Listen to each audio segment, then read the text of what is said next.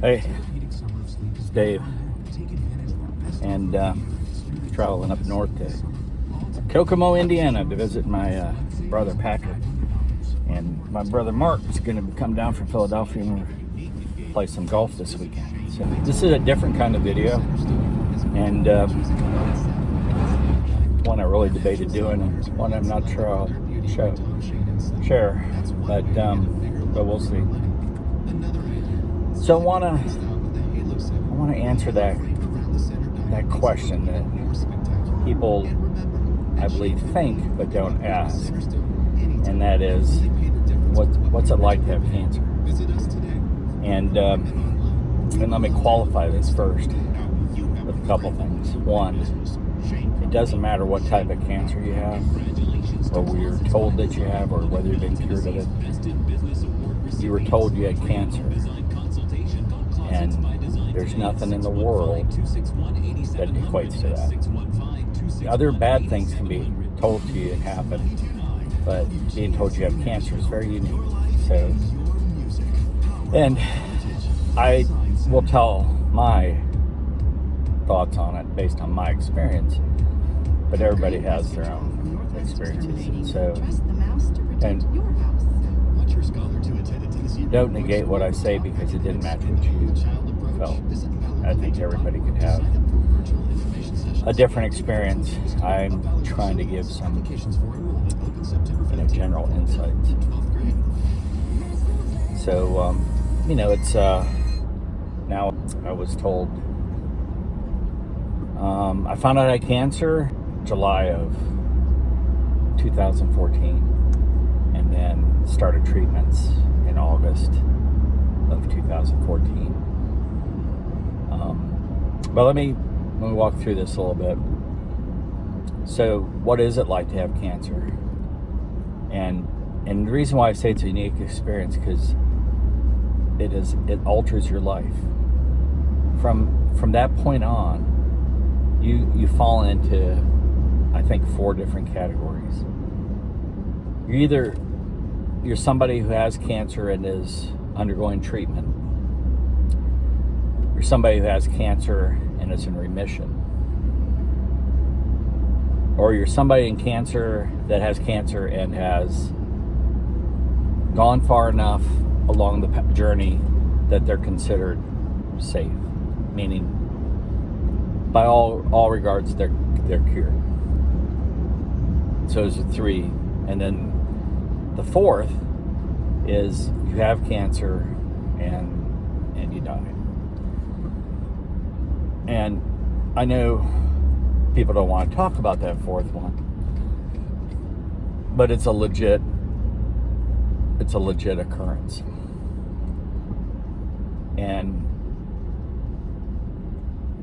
And everybody who hears those words, you have cancer, will immediately go to, am I going to make it? Am I going to, am I going to die? Is that the result? And I can tell you, I had my personal experience was I had some back pain, which I thought were kidney stones. And I put off for about a month and a half of going to the doctor. I waited till I had some clear time at work. And what a silly idea that was. And I went and set up an appointment and saw the doctor. And even told the doctor, I think it's kidney stones. I've had them before. I know what they feel like. It's my lower back. I got this constant pain, just won't go away. And it's getting worse. Each day it's a little bit worse. So they do they check me out and they go, sounds, everything you say sounds like you got something going on. Could be a kidney stone, but we won't know till we do the scan. So let's get an X-ray and see what we got. Because the cool thing about kidney stones show up on the X-ray. So I don't think anything of it. I do the X-ray. I go back and enjoy my day off. And as a side note, up until this point too, in addition to the back pain, I'd been struggling with fatigue. And I talked to the doctor previously about fatigue and joint pain in my hands. And they took x-rays in my hands and said, yeah, you had nothing really going on there. You're fatigued because you commute, 2 hours each way every day. And so your days are 10 to 12 hours long. And so you're just tired. And that's a very reasonable explanation as to why I felt fatigued. But inside, I knew the fatigue I was feeling was different. It wasn't the same as I'm tired because I, overdid it. It's just different. I don't know how to explain it. It's a different type of fatigue. And so I had that also as a symptom. But that was pretty much it. Not a whole lot to go on. Well, that evening, I get a call at 7 o'clock at home from the doctor's office saying, we need to see you first thing in the morning. I'm thinking, sweet. They determined it's a kidney stone. They're going to hook me up with some lithotripsy, and off I go. I'll be feeling better. And so my wife says, hey, do you want me to go with you? I'm like, no, this is, I've been through this before, no biggie. So, she didn't go. And I go to the doctor, fully expecting to hear that I had a kidney stone and here's what we're going to do. The doctor walks in and, without hesitation, and says, Mr. Modal, I need to tell you that you have cancer. And I'm like, what? Yes, you have, 2 large masses in your lower back. One measures 5+ centimeters. The other one measures 3+ centimeters. And they're on 2 different sides of your spine and your lower back. And that's what's causing your pain. And then they go on and they say a bunch of stuff. And I'm still stuck on the words, you have cancer. And it's not just a little bit. I had these 2 big hunks of cancer in me. And I'm thinking, oh my gosh, what is happening? My whole world's been turned upside down. And I think, is this the end of Dave? Are my days numbered, and what's going to happen? And the doctor says, that kind of cancer could be testicular, so we set you up for an ultrasound, and we're going to run some more tests, and here are your appointments for the rest of the day. And I'm like, okay, so off I go. And they've arranged for me to meet with an oncologist, and that happens in 2 days, and so off the process goes. So what's it like? What is it like?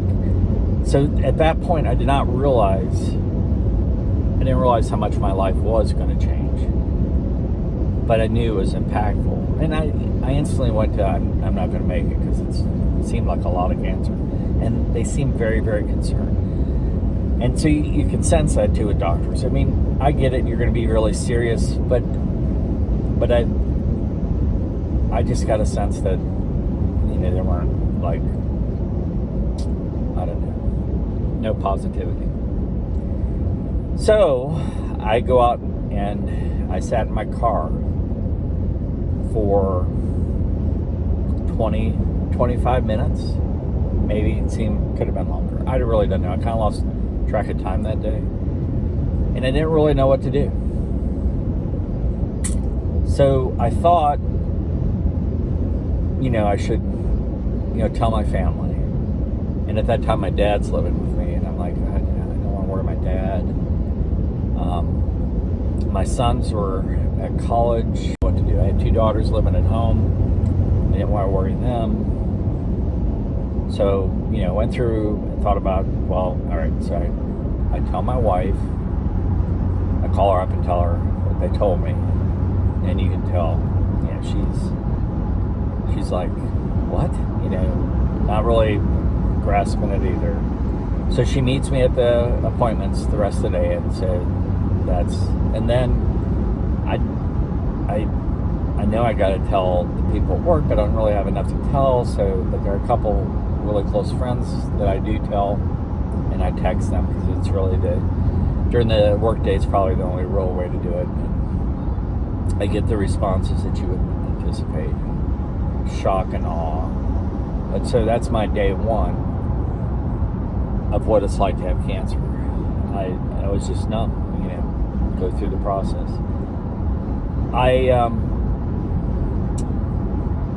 I get the other tests and ultrasound. I don't have testicular, so it's a different kind of cancer. And then I meet with the oncologist, and the oncologist, says he has suspicions. He's thinking it may be a blood cancer. I'm like, I don't even know what blood cancer is, and I feel bad for saying that. But in my life, I just never really paid attention to cancer at all. And so it was evident because I didn't know about any of these things. And so when he told me that, I didn't really understand what it was. But he did say having large tumors like that in those places could have started in your lymph nodes, and it could be some kind of lymphoma or leukemia. I'm like, okay. So then the next step is to get a biopsy. And it sounds like a simple process, but it's much more complex than that. And so I go from numb to a strong desire to learn what kind of cancer I have, to know, well, what are the treatment options, and do I have a shot? Can I make this? And then we go into the Tom Petty song, the waiting's the hardest part. And it seemed like days and days and days, and it's nobody's fault, because that's just how long it takes, and you have to be accurate. But from the patient perspective, it seemed like forever. In the meantime, my back's still hurting. I have a lot of pain. They give me codeine for it, and so basically, I let work know I'm going through this. I don't think I'll be at work for a while, at least till they figure out what's going on in the treatment. I get my back feeling better, and so I have a ton of sick leave. I was fortunate there, and so I don't go into work. First biopsy doesn't work. No viable tissue. Okay, so they do a second one. They know it's blood cancer, and they have a suspicion and the thought of the treatment. They're pretty sure it's follicular, but they really need a lymph node to know for sure. And so what they decide, and I'm in this process, so it's not them deciding.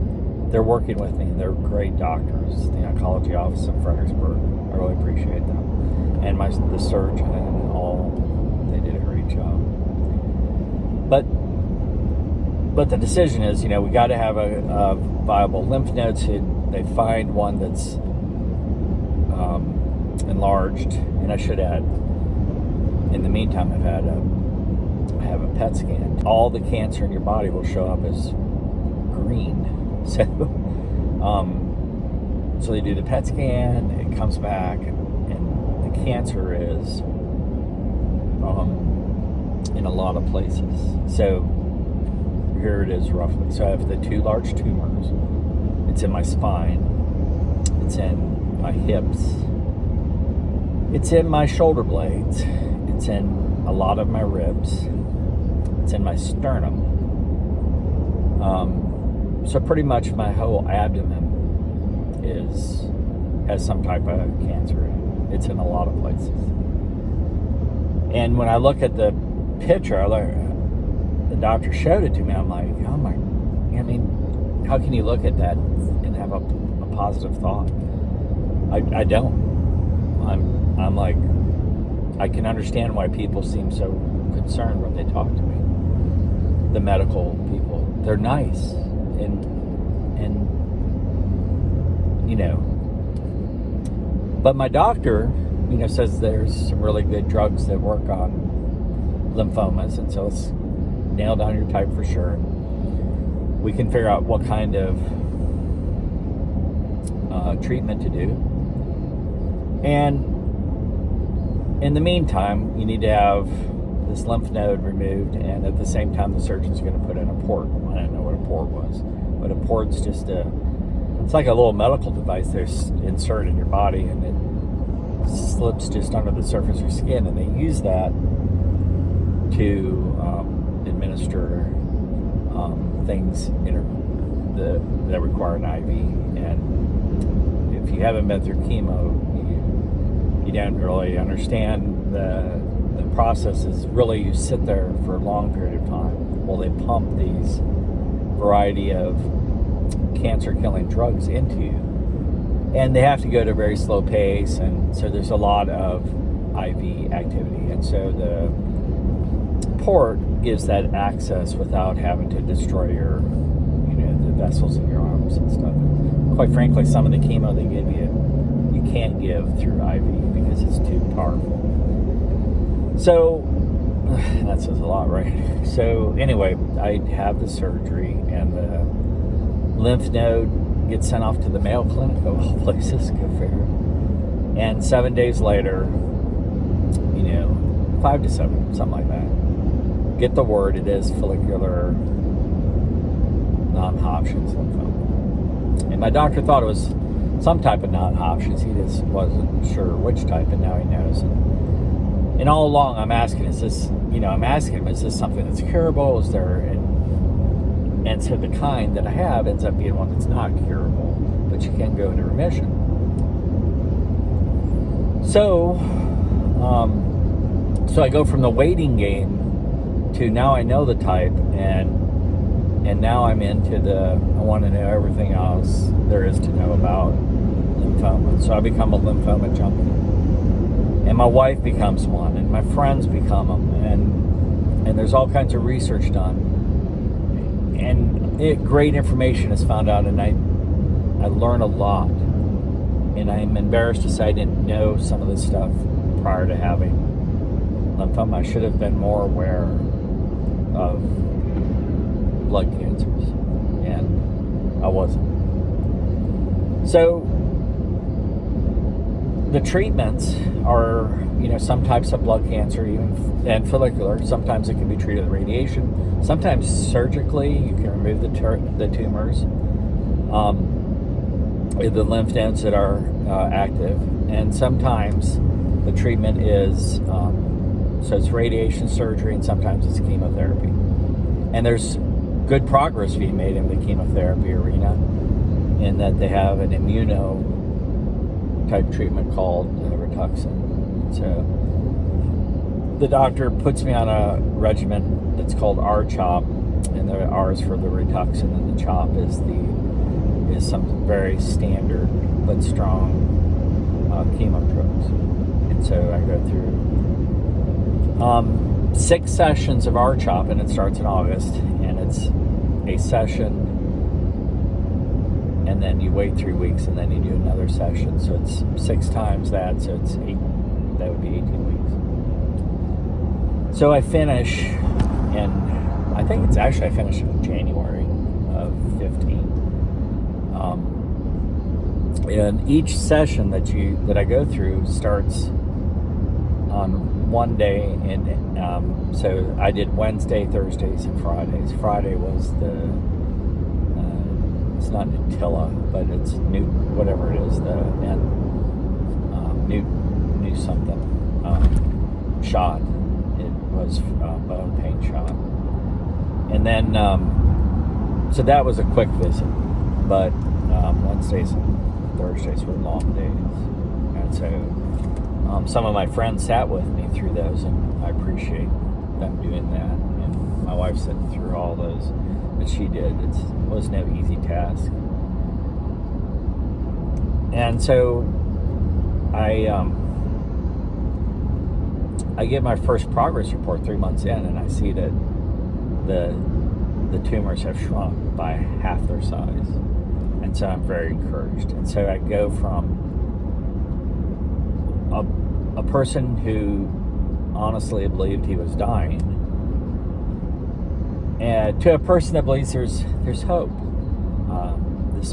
Maybe this all works, and I can achieve remission. My doctor seems more optimistic after the halfway scan, and so my thought process does change, and And so the other part of having cancer is you go through this roller coaster of emotions. And it's all tied to your most current scan. That's where you find out what you're doing. And I'm going to take a time out here to talk about, you hear people say, well, you know, they put up the good fight. I understand that.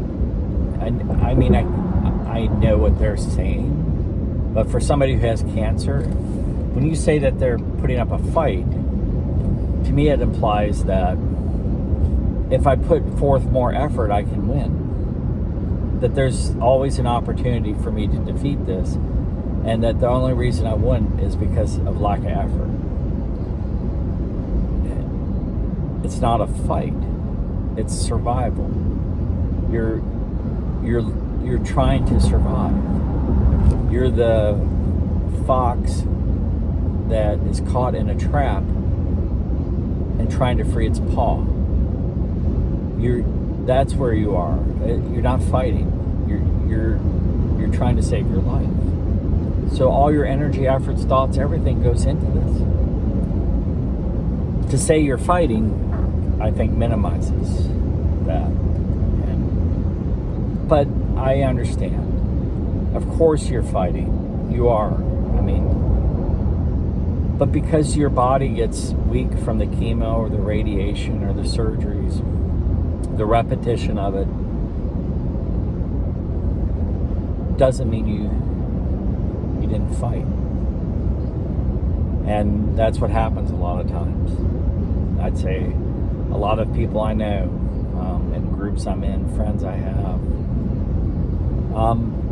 you know, the chemo makes them so weak they can't continue the treatments. They choose not to continue the treatments because they know it's just going to come back. And so why not enjoy a month or two of life? And so they make those tough decisions.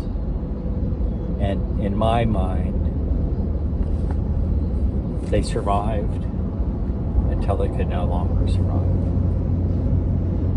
So anyways, it's just a timeout.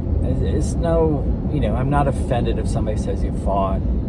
The thought here is just understand that having cancer is more than a fight. The amount of effort you put into doing what your doctors say and trying your best to keep your body up and strength isn't going to be the determiner whether the cancer goes into remission or not. It may definitely help it, but I don't think it's the determiner. And so it's really, you know, how does your body react to that treatment? How does the cancer react to the treatments? And it's a combination of things. It's a whole bunch of things that go into it. And, you know, the reality is a lot of people don't make it. So, anyway, back to the what is it like? So, you go, now I know what I have. I'm seeing a ray of light, so I'm thinking remission is possible. And I'm at a point where some people don't get that hope. And their first round of cancer is their only round. And now at the point I got good news, they often get the news that we don't see any improvement, and so we're going to switch therapies, or we're going to offer this kind of treatment. And then they got to make a decision. Do I try this new treatment? Do I forgo it? What am I going to do? And know this, a lot of people die each year of cancer. It's the number 2 killer in the United States. It's well over 1 million people annually. I think the number of people who die annually from lymphoma is like, it's either 50 or 70,000 people a year. That's a lot of people. So cancer's a killer. And right now we're focused on COVID, and rightly so. I'm not saying we shouldn't be, but it's still not even going to come close to killing the number of people that cancer has this year. Heart disease is your number 1 killer. So I get the good news. I get the positive, and I feel blessed for that. And what's it like to have cancer? At that point, at that very point, my life I made a change in a decision in my life, and that was that life is fleeting, and I need to spend more time embracing the things that life has offered, acknowledging. And for me, I'm very devoted to God, so for me, acknowledging God's role in that, but also engaging my family in that, and my friends in that. And so that doesn't mean that I didn't transform into some kind of perfect person that does everything right. No, and I surely didn't. I still get mad, frustrated, do all kinds of crazy, nutty things that I shouldn't. But in my mind, I want to always try to focus, end of day, how much things matter, and what's really important, and am I keeping the most important things in my life forward. Now, I often fail at that, but that's where I want to be, and I always try to go back to that. And so part of having cancer for me was life-changing in that regard. I don't think everybody has that, but I did. For me it was. I was way too caught up in work. And work is great, but I was passing on things that I shouldn't have. And so I need to make some changes there. And I did. I worked harder. No, it's not true. But work did become more stressful, but in a different way. And I didn't let it encompass my life. Although I still embraced it. But I embraced my life in a different way too. Anyway, so then I start my journey of remission. And that's where I am today. I was told after my 6th round of R-CHOP that I was in remission. And after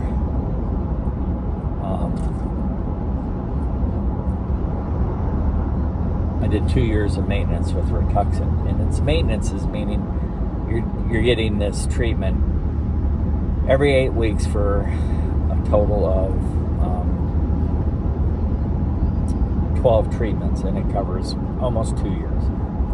And you go in one time every 2 weeks, and it lasts about 3 or 4 hours, and they give you the Rituxan. And by and large, it's an immunotherapy, so it's not as harsh like a chemotherapy. But it made me sleepy, and I had some impacts. But nothing like the chemo did. So anyways, I finished the chemo, I'm in remission. And I'm thinking, I have some weird things going on with my body. I'm in remission, so I'm very grateful. But I have neuropathy that is coming to light it's hard to explain chemo-induced neuropathy other than it starts initially feeling like somebody's tied leather to the bottom of your feet, and your feet no longer feel things. All that is felt is the leather.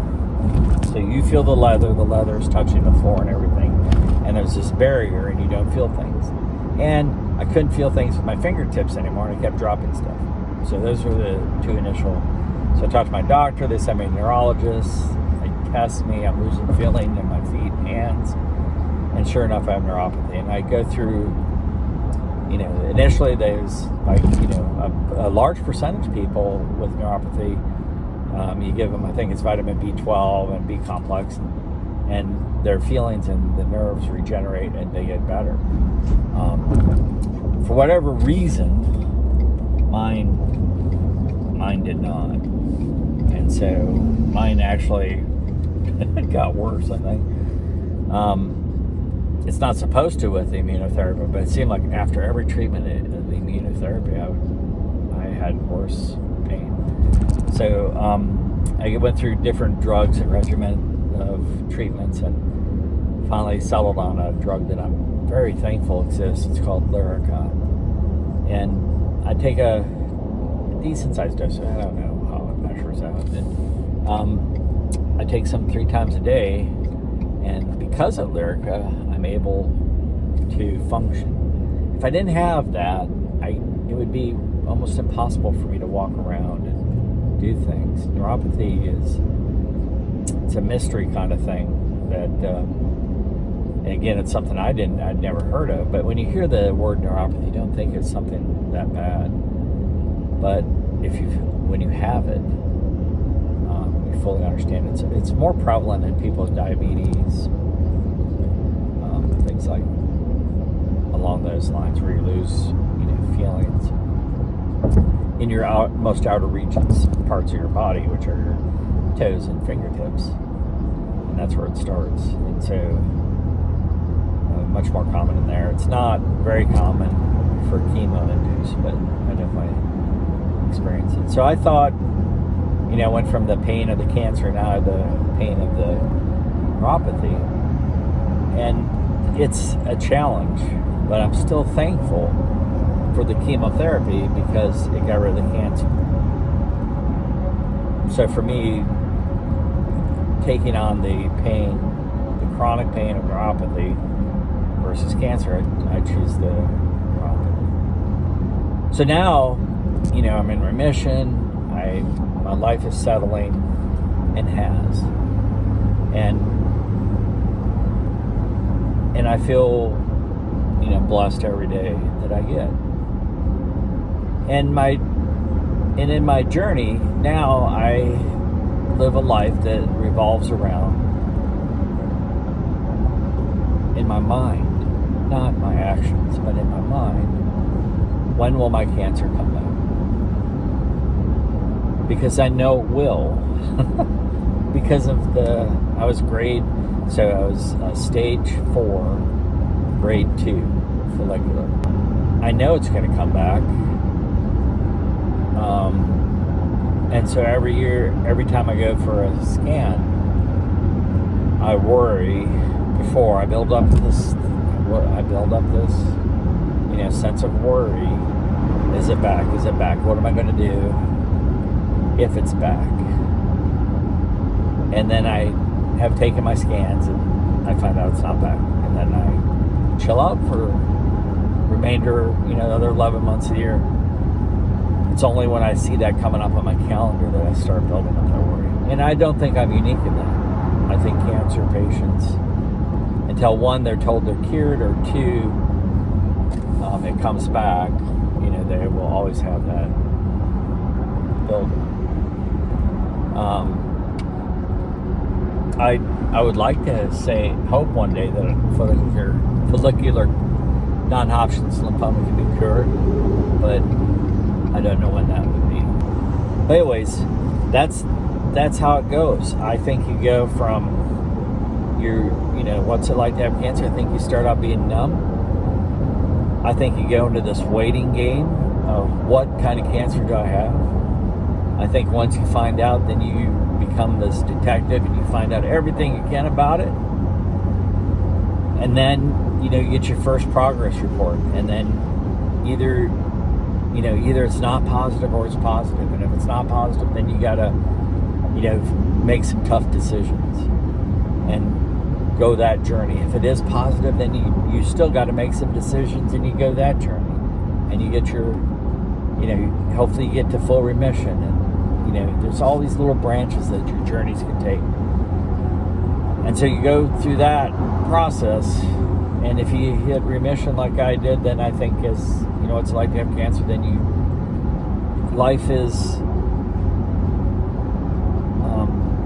your life is tethered by that next scan. And forever, ever, you are now a person who has cancer. That never goes. you're always in one of those 4 categories I talked about. You know, you're somebody that's getting treatment, somebody that has been cured but had cancer,